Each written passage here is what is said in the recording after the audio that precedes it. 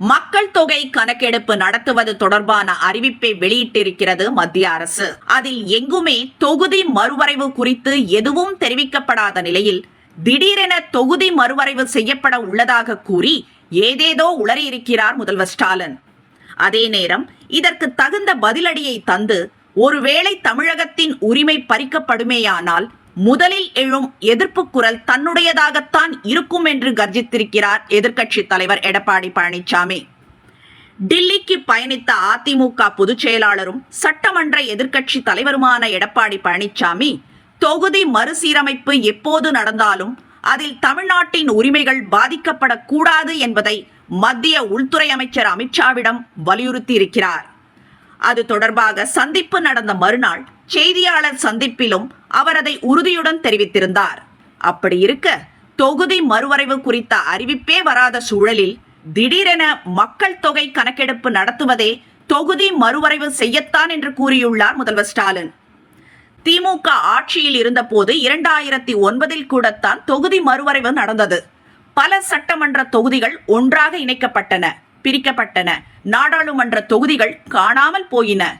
முதலில் மக்கள் தொகை கணக்கெடுப்பு நடத்தப்பட்டு அது ஆய்வு செய்யப்பட்டு அதன் பின்னர் தொகுதி மறுவரைவு ஆணையம் ஒன்றை ஏற்படுத்தி அந்த ஆணையம் மக்கள் தொகை கணக்கெடுப்பு தரவுகளை ஆராய்ந்து அதன் அடிப்படையில் ஒரு அறிக்கையை மத்திய அரசுக்கு அளிக்கும். மத்திய அரசு அந்த அறிக்கையை அமைச்சரவை ஒப்புதலுடன் நாடாளுமன்றத்தின் இரு அவைகளிலும் நிறைவேற்றி குடியரசுத் தலைவர் ஒப்புதலை பெற்ற பிறகுதான் தொகுதி மறுவரைவு அறிவிப்பு செயல்பாட்டிற்கே வரும். தமிழகத்தில் இருந்து 39 நாடாளுமன்ற உறுப்பினர்களை மக்கள் திமுகவுக்கு கொடுத்துள்ளார்கள்.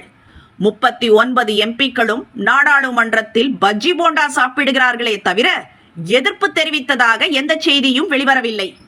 காங்கிரசுடன் சேர்ந்து கொண்டு நாடாளுமன்றத்தில் பாஜக எதிர்ப்பை தீவிரப்படுத்துவதும் வெளிநடப்பு செய்வதும் என்று தான் திமுகவும் அதன் கூட்டணி கட்சிகளின் எம்பிக்களும் தொடர்ந்து செய்து வருகிறார்கள். தொகுதி மறுவரைவு அறிவிப்பே இன்னும் வரவில்லை.